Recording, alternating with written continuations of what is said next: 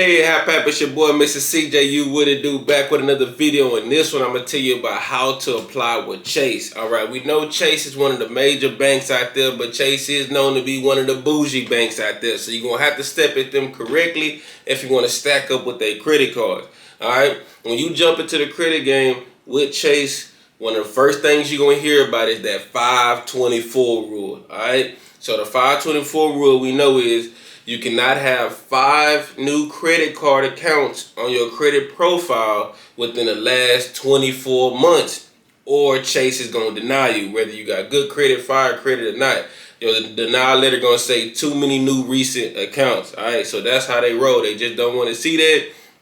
Now, that's never been an official rule, you know what I'm saying, issued by Chase, but when you're in the credit game for a long time, that always pops up and we always end up seeing it. So that's why it's very important that if you want to get down with the Chase family, you must build your credit cards correctly from the beginning, all right?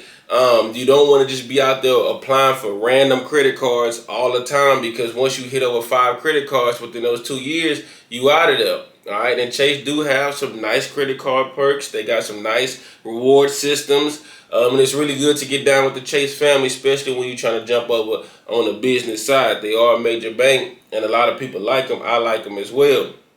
So let me give you an example. Let's just say you applied for, you got a fresh credit profile is blank, and you apply for a Discover card, even if it's a secured card. Let's just say you had that card for about 6 months, right? And then after that, let's say you apply for a Capital One card, and then you'll end up getting approved for that. And then you let both of those cards age for over a year, right? So you didn't apply for no other credit cards. You just got the Discover and the Capital One. That's it, all right? So after over a year, you will be eligible to apply for that Chase credit card because you only got 2 on your profile, and that Chase credit card would make 3. So you'll be good because you're under the 5, all right?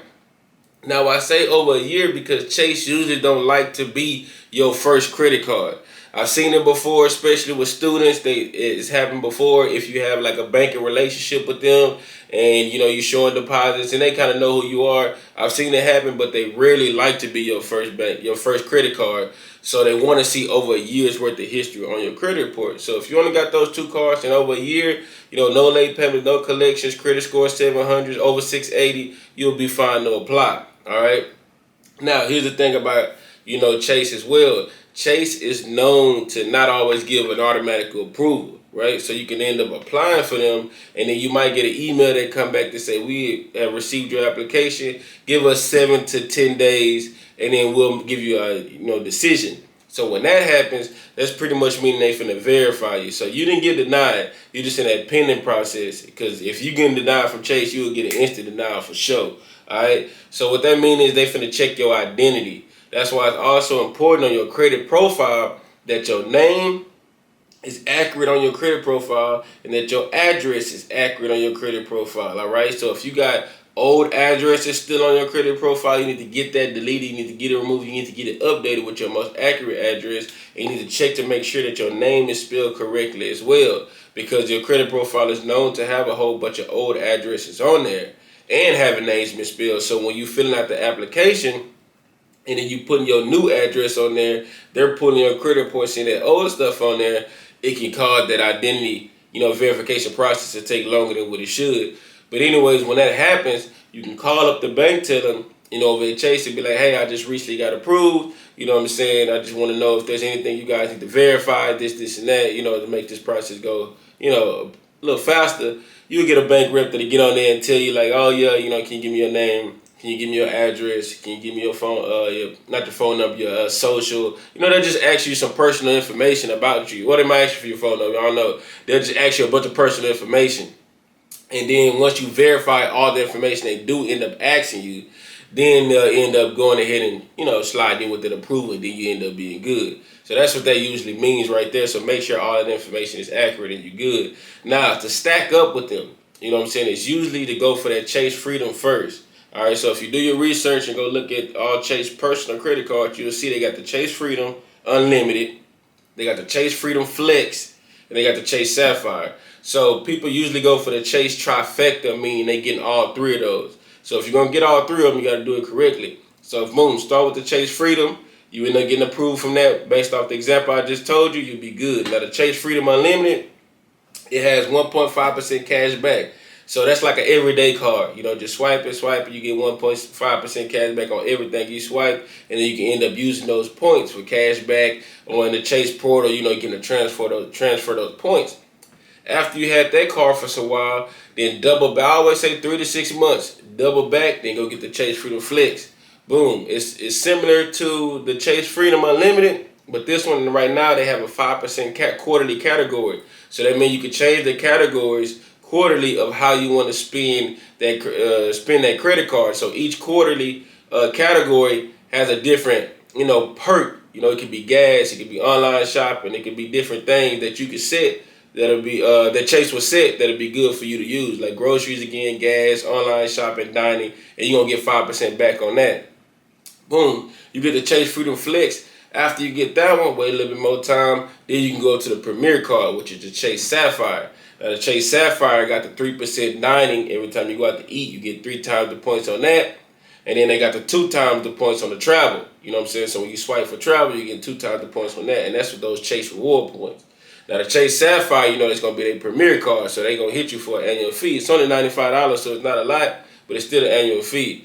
The Chase Freedom Unlimited, the Chase Freedom Flex, those don't have no annual fee, right? So you end up getting approved for all 3 of them. Then you have the Chase Trifecta. You have all their personal cards. But remember, if you already got 2 cards, you can't be applying for no other credit cards until you hit that trifecta. Because let's remember that example I gave you. You got Discover, you got Capital One, you got the Chase Freedom Unlimited, you got the Chase Freedom Flex, you got the Chase Sapphire. That's your 5 cards. Boom. Right? So boom, you got the 5 cards, you got your 3 cards for Chase, you hit that 5 limit, now you're done with them, now you can move on to go get your Amexes, now you can move on to go get your Bank of Americas, you know what I'm saying, you can move on to go get your Citibanks, whatever other credit cards you want, or your credit unions. Now you can move on because you have got all your Chase swipes. So it's up to you if you want to do the trifecta, if you want to get all 3, or you just want to make sure you at least get 1 Chase card, and then you want to go get you some other cards that are better than having all of the trifecta, because you don't really need all 3. It's just up to you how you want to build your profile out, what type of plan do you want to use. But I do suggest you do get a Chase card, just to at least have 1. So therefore, when you're getting ready to slide over to the Chase business side, you're a part of their family, you have a relationship with them. I do recommend a checking and savings account with them as well. You know what I mean? Again, the goal is to get over to the business side. If you look at Chase Business credit cards, like the Chase Business Inc., you know what I'm saying? Those are some really good cards with really good perks as well. We really like to get those on the business side. And then you can also look at the co-branded card. Chase got a lot of co-branded cards with Marriott as far as the hotel. They got co-branded cards with Southwest.